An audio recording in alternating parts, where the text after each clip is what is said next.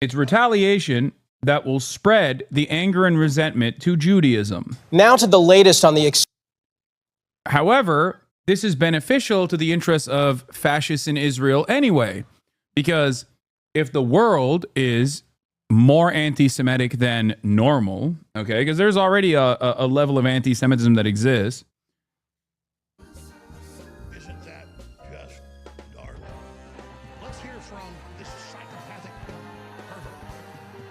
Hassan Pecker. Who, by the way, is a super libertarian right-winger. He just knows how. Turn to that investigation into the deadly plane crash in Kazakhstan. Experts pointing to signs that the airliner... This is so funny. Won't Canada be a blue state with a lot of electoral votes? That is, dude, peak liberalism is like, hey, man, I'm trying to see the positives here, okay? The silver lining.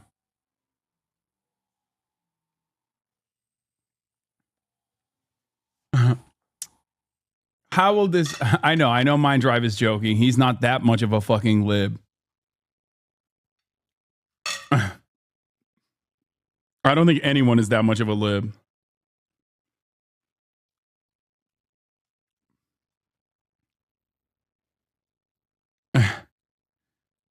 How would permanently annexing Canada benefit the Democratic Party?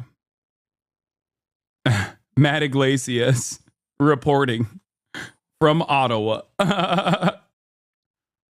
Soon to be American territory.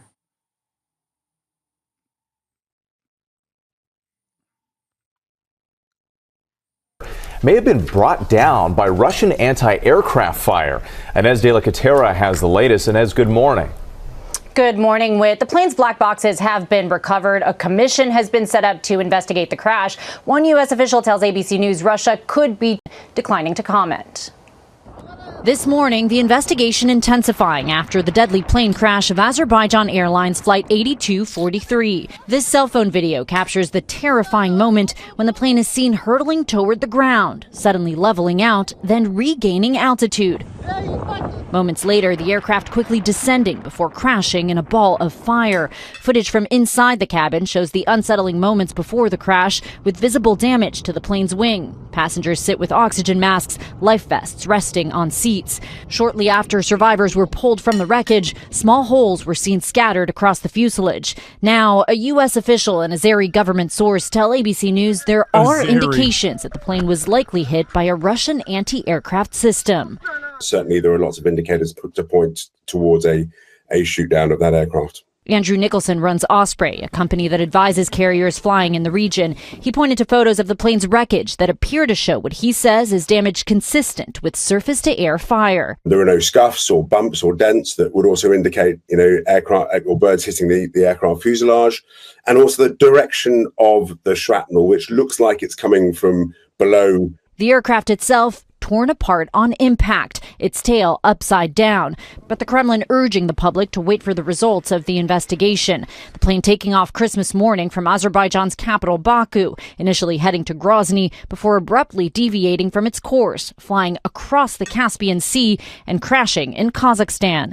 Of the 67 people on board, 38 were killed. Remarkably, 29 survived. This morning, people gathered to mourn those lost in the crash as some survivors return home for further treatment. And the crash prompting comparisons to the 2014 downing of a Malaysian Airlines flight, which investigators determined was shot down by Russian forces in Ukraine. Whit? Investigators taking a close look at those similarities. Inez, thank you. We start with the major developments surrounding the plane crash that killed 38 people in Kazakhstan on Christmas Day. An investigation carried out by Azerbaijan Airlines has now blamed external physical and technical interference for the crash. It comes amid growing questions about whether or not the plane was shot down. The plane was flying from the Azerbaijani capital Baku to the Russian city of Grozny before crashing near the city of Aktau. It had diverted from an area of southern Russia where Moscow has used its air defense systems against Ukrainian drones.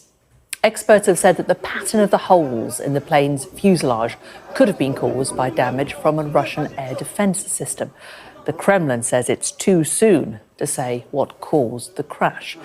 Well, correspondent Alice Porter joins me now. A lot we don't know, Alice, but what do we know? Well, this is a major development from Azerbaijan Airlines. Based on preliminary findings, they say the cause of the plane crash was external physical and technical interference, which suggests whatever happened on Wednesday certainly wasn't accidental or human error. Now, we know at least 38 people were killed and 29 people miraculously survived this plane crash. But there's huge speculation as to who was responsible for the crash in the first place. Quite quickly, as you were just saying there, people were pointing the finger at Russia and particularly warrant concern about whether Russian drones may have mistakenly shot it down. Now, a spokesman for the Kremlin said that they didn't want to give any assessments until an official investigation had made their conclusions. They have suggested that the pilot may have attempted an emergency landing after a bird strike.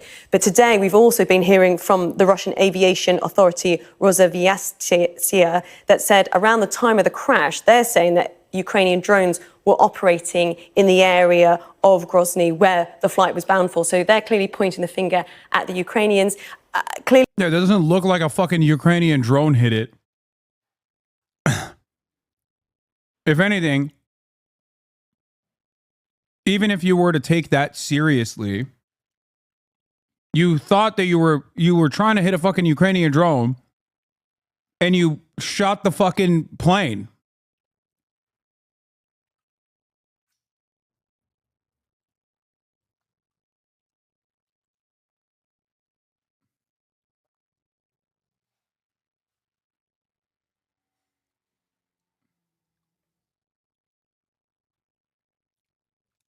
Even then, I don't know what the fuck Ukrainian drones will be doing in that territory. You know?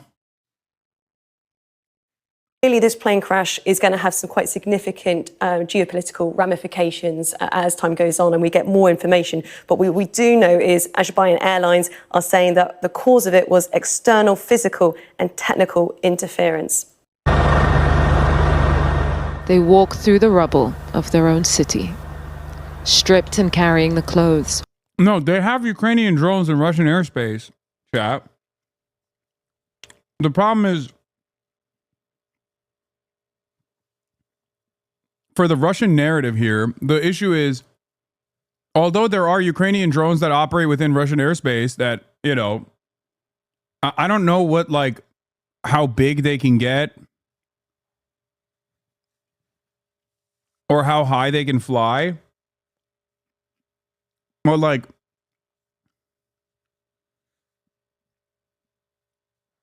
I just don't, like, at most it still implies, at most it still fucking implies that they thought that they were gonna hit, they were trying to hit a Ukrainian drone and then hit the fucking airplane instead. You know?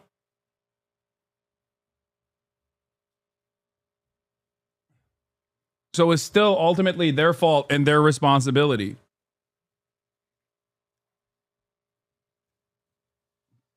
There's just no world in which like anyone else is at fault here other than Russian incompetence.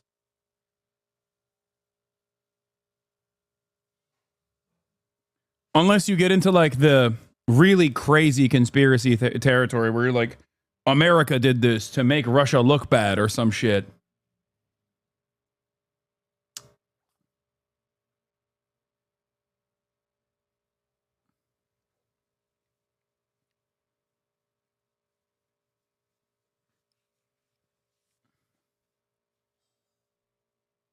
And it's also something that has happened already. Like this exact same situation has happened in the past. So it's not that far-fetched. What is, however, far-fetched is if the Russian government has now decided that it's a Ukrainian drone that struck the fucking plane. I don't think that the impact and the holes that are on the fucking plane are consistent with like a drone impact. Even if it's like a drone that exploded, I don't know how the fuck a drone is capable of flying that close to a plane on altitude and vertically flying in the direction of the plane and then exploding itself. Like, it just doesn't make sense. It physically doesn't make sense.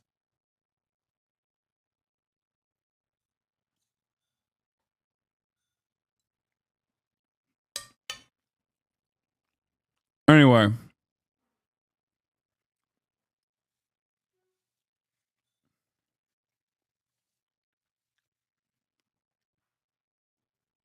But let's get to our incredibly reliable and very good allies here. Another country that behaves in sometimes even more violent ways than Russia, and yet gets the exact opposite treatment of Russia. Israel.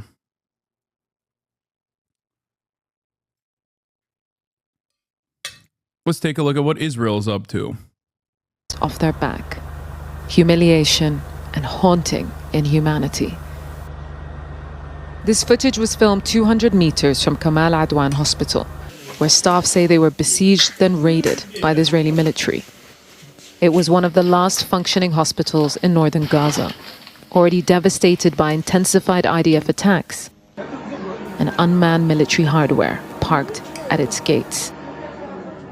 Hospital director Dr. Hussam Abu Safia says a missile launched from one of these unmanned vehicles hit a patient's room, who suffered severe injuries from a direct hit. And in another video, on a different day, a missile shakes the ward. I'm so all confused. Leading up to the drone-dropped bomb. I'm so confused. Israel would never do that. Israel, I've been told time and time again since the Al Ahli hospital bombing that Israel would never do that. Except they have done it over and over again. And this is like the remaining fucking hospital in the area. And they're still doing it.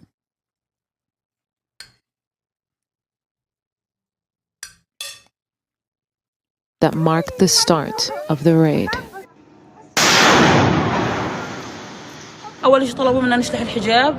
Lab technician Shuruq says soldiers ordered her and her colleagues to take off their hijab, and after they refused, were made to lift their tops and pull down their trousers to be searched. The IDF says they facilitated the secure evacuation of civilians, patients, and medical personnel, labeling the hospital a Hamas terrorist stronghold, but providing no evidence to support the claim.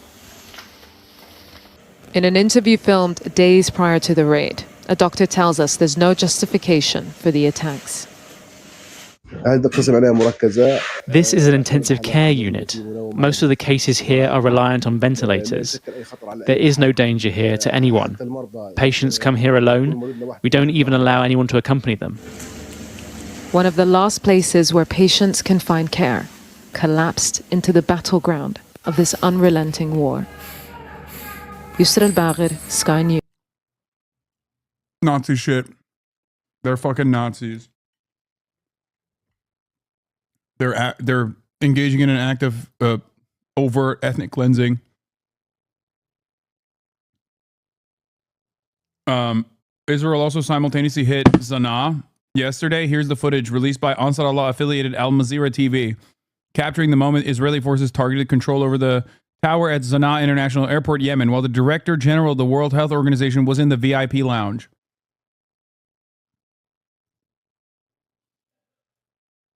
Look at this shit.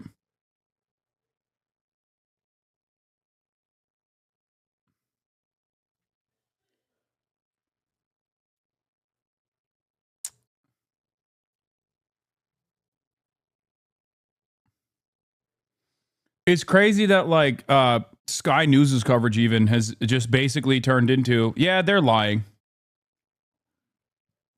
It's wild.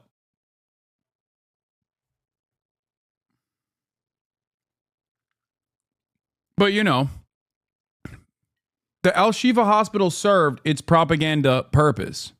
The Al Shifa Hospital was a big battleground for pro-Israeli sentiment. Has a single person that claimed that Israel would never bomb a fucking hospital, or chirping about JDAMs, by the way, or whatever the fuck, have they apologized?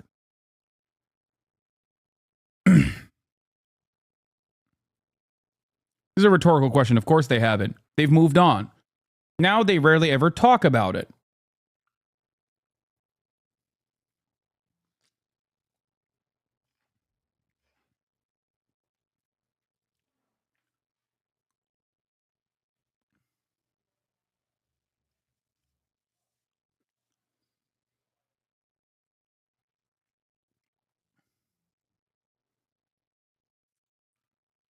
Like, they just assassinated a bunch of people.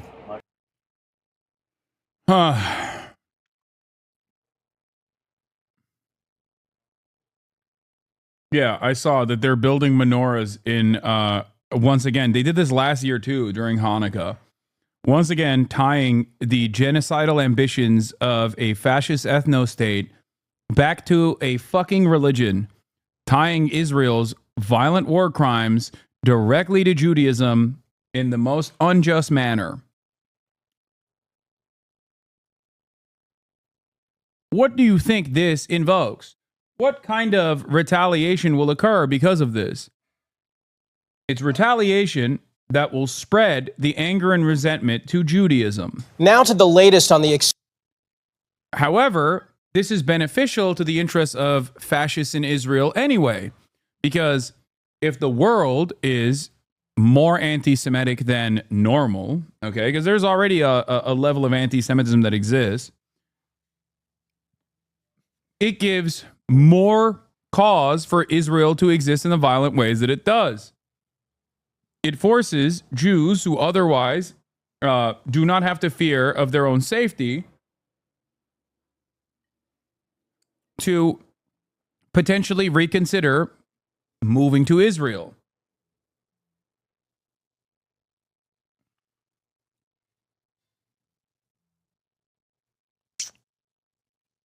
I've said this before, and I will always repeat it. Israel benefits, like Israeli fascists benefit tremendously from anti-Semitism rising in the Western world. This way, they can have a righteous cause. Okay? Yeah, it's the exact same one as last year. There you go. Chabad of Gaza putting up a menorah in preparation for Hanukkah.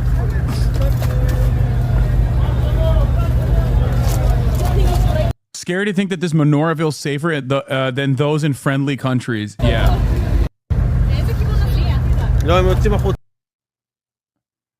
Zach Foster correctly says, what is more anti-Semitic than turning Jewish symbols into symbols of hate? What an incredible shot, says Hillel Fold. Talk about turning darkness into light.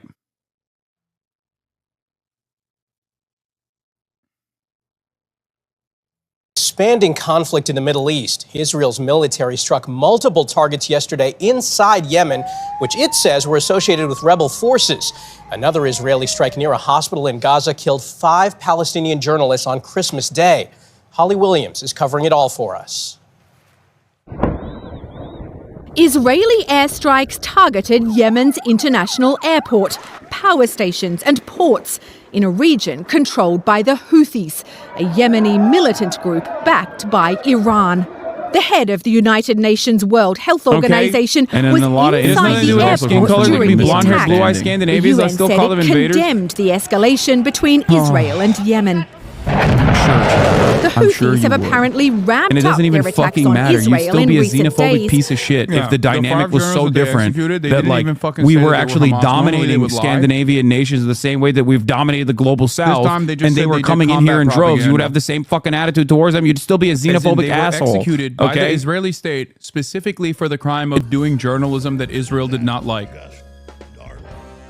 This is different from instances of violence of the past where they would at least fucking lie. Now they're not even lying. They're like, nope.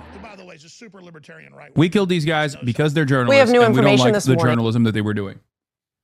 Oh, they're still Amber Heard fans? Yes. They're very loud. Launching ballistic missiles and drones, like though most have been 100%. shot down. And they spend Throughout most of the their time war in yelling Gaza, at me the rather Houthis than, like, say they've been Johnny acting in Depp supporters. solidarity with Palestinians. From an underground command center, Israel's Prime Minister Benjamin he's a hedge fund guy. vowed to, quote, root out He is the a terrorist pharma arm bro. of He's a Iran's fucking axis Silicon of Valley evil. tech guy.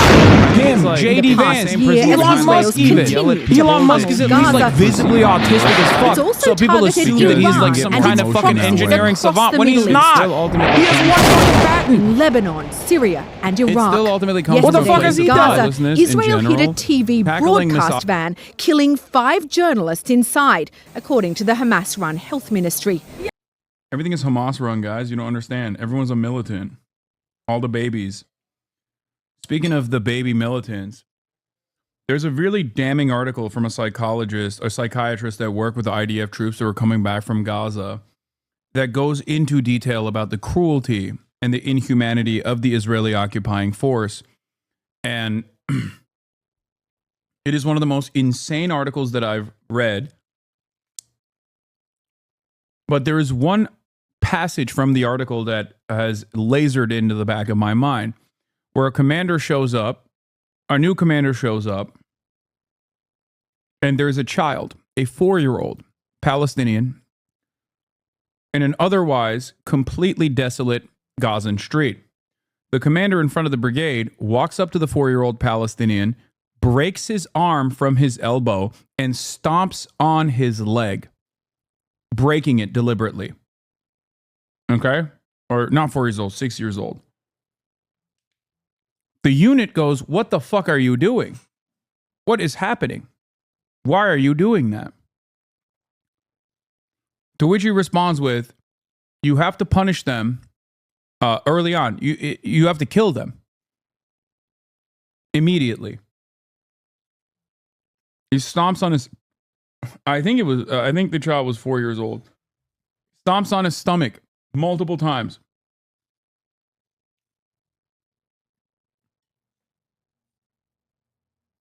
It is a way to basically set the standard. Here, a new commander came to us. We went out with him in the first patrol at 6 a.m. He stops. There's not a soul in the streets, just a little 4-year-old boy playing in the sand in his yard. The commander suddenly starts running, grabs the boy and breaks his arm at the elbow and his leg here. Stepped on his stomach 3 times and left. We all stood there with our mouths open. Look at him in shock. I asked the commander, "What's your story?" He told me, these kids need to be killed from the day they are born. When a commander does that, it becomes legit.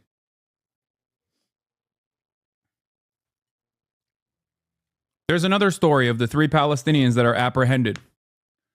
The 2 are killed, immediately executed. The third is stripped. The third is stripped away at this base, where people are walking by, spitting on him. They're threatening him. They're torturing him.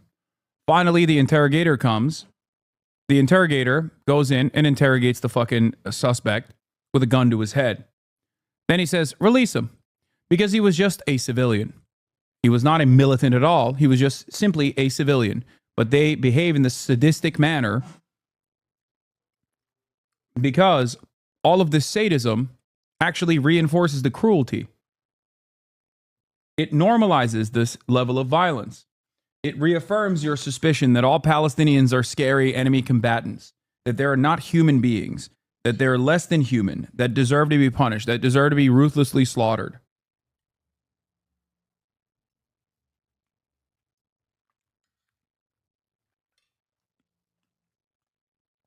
In the court proceedings,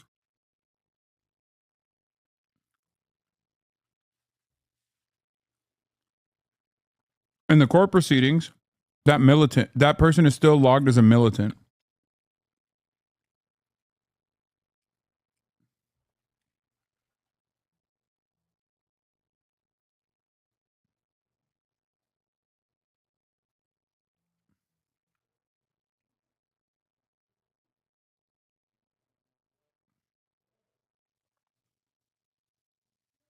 This is a very bold claim. It would be helpful to get the source, please. This is a very bold claim. It would be very helpful if we could get to the source of this text, please.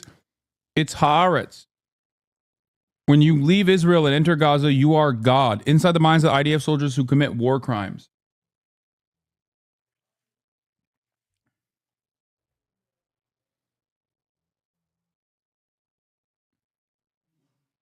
The practice of breaking people's arms is also incredibly commonplace. Breaking children's arms is also incredibly commonplace. Yitzhak Rabin is oftentimes whitewashed and explained as this incredible peacekeeper who was the last bastion of hope for Palestinian-Israeli union, right? He was the guy who facilitated the so-called peace process. He was assassinated for it by someone who was aligned with Itamar Ben-Gvir. Now, what's interesting about that is that Yitzhak Rabin was actually famous for implementing, when he was in charge of interior security, famous for implementing this process in the first Intifada of breaking children's arms, because stone throwing was an act of resistance, was a symbol of resistance for children. So he is the one who implemented the breaking of the children's arms. And they broke thousands of children's arms, by the way, in order to punish them for their crimes of stone tossing.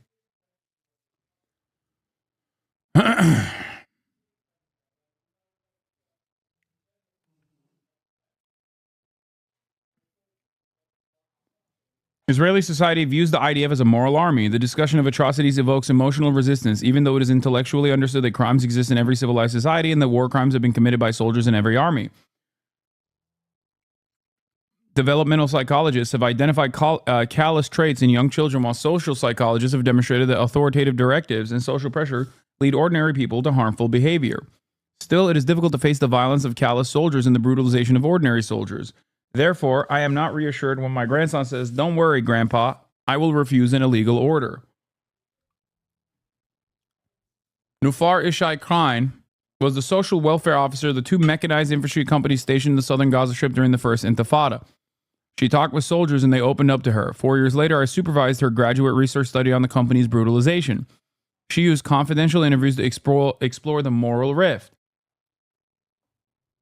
the brutalities, and the consequent mental health issues. One specific article was later published as the first chapter in an edited book, The Blot of a Light Cloud, Israeli Soldiers, Army, and Society in the Intifada, in 2012. The subsequent chapters reflected and expanded on our research. The story that I told you of the 4-year-old is from that time frame. This policy was implemented. This policy, once again, was utilized by Yitzhak Rabin, who is, I guess, in terms of like Israeli, like popular Israeli leadership, is one of the more seemingly humanitarian prime ministers. After all, he was literally assassinated for starting the so-called peace process. We identify 5 groups of soldiers based on personality traits. 1, a small callous group was composed of ruthless soldiers, some of whom confessed to violence before the draft. These soldiers commit the most severe atrocities. The power they received in the army was intoxicating. It's like a drug. You feel like you are the law. You make the rules. As if from the moment you leave the place called Israel and enter the Gaza Strip, you are God. They viewed brutality as an expression of strength and masculinity. I have no problem with women. One threw a slipper at me, so I gave her a kick here, pointing to her groin. Broke all this here. She can't have children today. X shot an Arab 4 times in the back and got away with self-defense claim. 4 bullets in the back from a distance of 10 meters. Cold-blooded murder. We did things like that every day.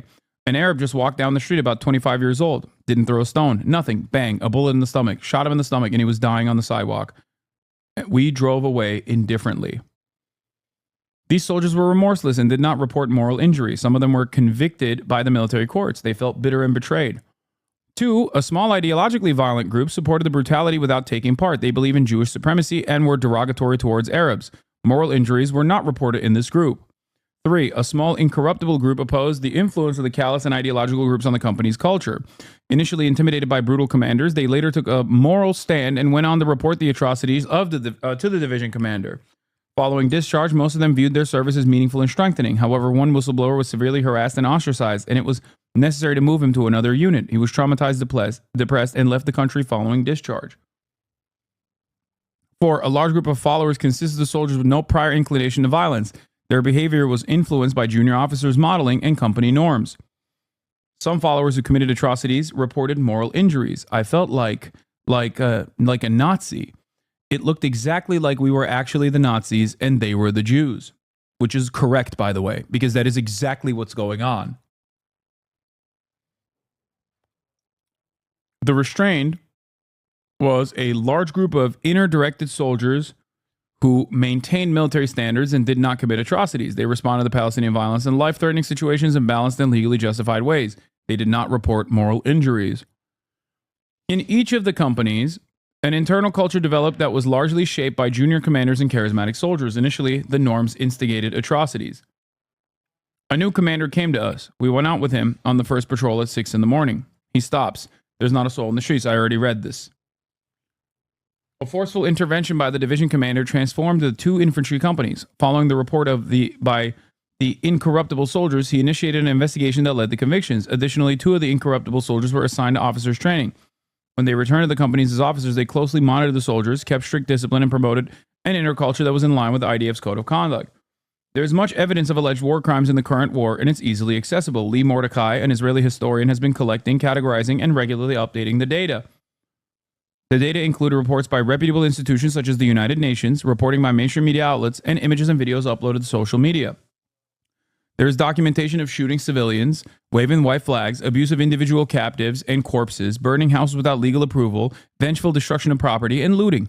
Additionally, Mordecai finds that a minuscule number of investigations have been opened compared to the evidence for committed crimes. This is an Israeli historian that is documenting the war crimes of the Israeli army in a way that is not dissimilar to how we criticize the American military and the many different war crimes that the American military engages in. My examination of the data indicated a similar grouping of soldiers with some significant differences. Most notably, the callous and ideologically violent groups appear to be larger, more extreme, and to act out their ideology in defiance of IDF standards and the weakened justice system. This is where Haaretz loses me to a certain degree. Because Haaretz's overarching opinion here, oh God. Alex is locked outside. Haaretz's overarching opinion here is that the Israeli army is, at its best, in theory, a institution that cares about morality. I don't have that attitude about any army whatsoever, but I certainly don't have that about an army that is directed at the behest of a violent, supremacist, fascist ideology. So understand, when people ask the question, like, how is Haaretz writing this article? Remember that this article still serves an ultimate liberal purpose, a liberal purpose that says, like, oh, well, they're kind of bad apples, I guess, even though there's a shit ton more bad apples than even before.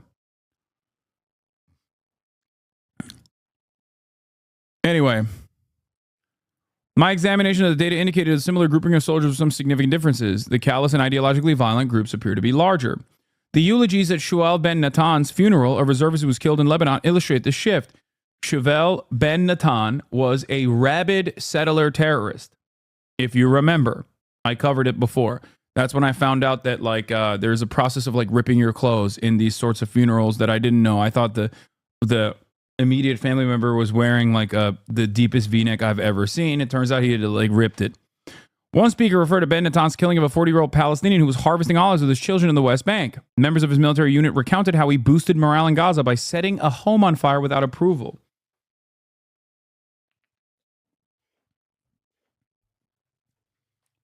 They professed their commitment to continue with arson and revenge in Gaza, Lebanon, and Samaria, the West Bank. As the corrupting influence of the callous and ideologically violent soldiers increases, the incorruptible are marginalized. So this entire fucking argument basically revolves around bad apples overcoming the bunch. The idea is that bad apples spoil the bunch. And that's precisely what this article details. If you want to go read it, you can. It's academic literature from Israeli past atrocities Israel has committed, and how it directly ties to current atrocities that Israel is committing in Gaza right now and in Lebanon and many other places.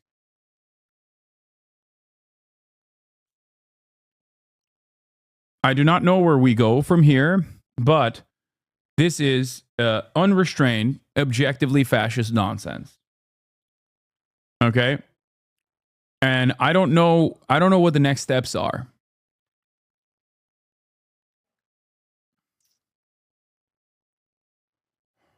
I don't know how we fix this in the future. I don't know how we even begin to right the wrongs. I don't even know how we stop the current wrongs from continuing.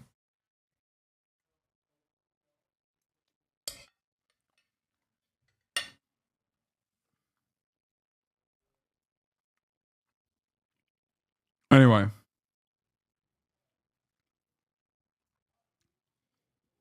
Let's get back to South Korea. Another plot twist. Parliament has voted to impeach another leader, this time the country's acting president. But some MPs, outraged by the vote, chanted against it. They were upset. Parliament had reduced the threshold for the vote to pass. This meant the opposition could get it through on their own, without support from ruling party MPs. The country's finance minister will now step up as acting president. What we've been worried about, time to impeach him too. Let's go, became a reality. It's an unprecedented emergency situation in the Constitution's history. Political uncertainty is threatening our national security. It's now the time to put our best efforts into protecting the national security and the South Korean people. South Koreans had hoped for political calm after the National Assembly voted to impeach. I can't recommend Blowback Season 3 enough. That talks about the Korean War. I'm re-listening to it recently. And do not worry, they do talk about Confucianism. Because I was wondering if you were going to, if they factor in Neo-Confucianism and the formative role it plays in contemporary Korean society. They absolutely do talk about that. They talk about class resentment in Korean politics historically, even during times of like the Korean dynasty. It's a wonderful, wonderful retelling of events. I highly recommend it. It's for free. You can literally listen to it for free. Blowback Season 3 specifically features... Blowback Season 3 specifically covers the Korean War. And yes, they do mention the Han River. They do not talk about gacha games, but they do mention the Han River. They do mention Western intervention.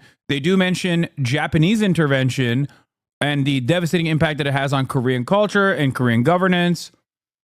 There is unfortunately no mention of gacha games, at least if I recall correctly. But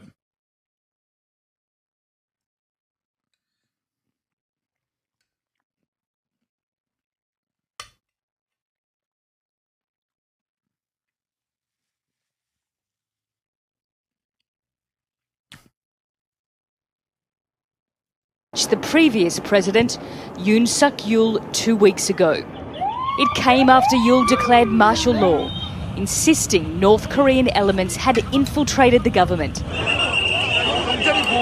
It threw the country into total turmoil. Unprecedented scenes of troops on the streets.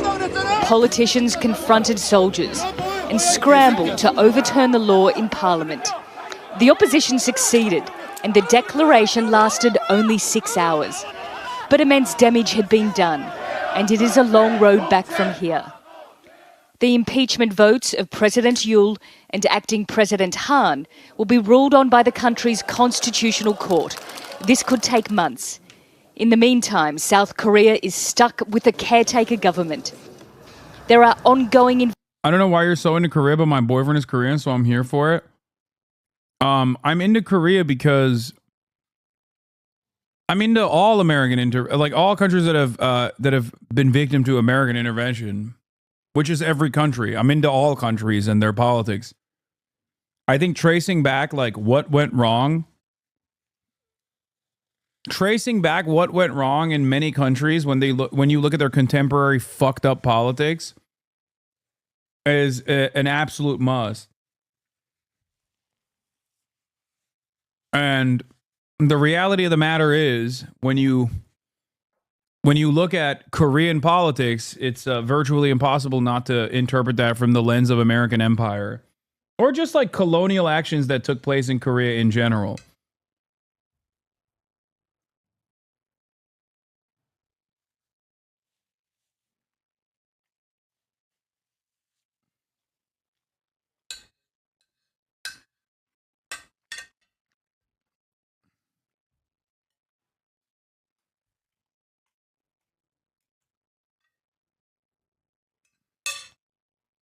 investigations into what went wrong and how, on a dark night in the depths of winter, did this country swing from stability to mayhem.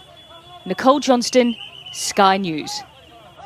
2024 is the year of elections, with at least 50 countries around the world going to the polls. 2024 is a year of what-ifs for democracies. This year's results ended in a strong showing for the far right across much of the European Union. Democracy has been surprisingly resilient. The 2024 presidential campaign went from déjà vu to utter chaos. Look what happened. Is this crazy?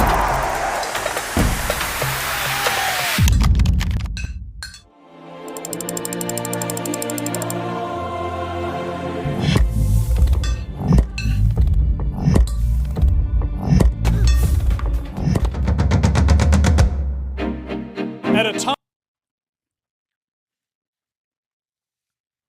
Challenger was so goated. Such a fucking gay movie. Holy shit.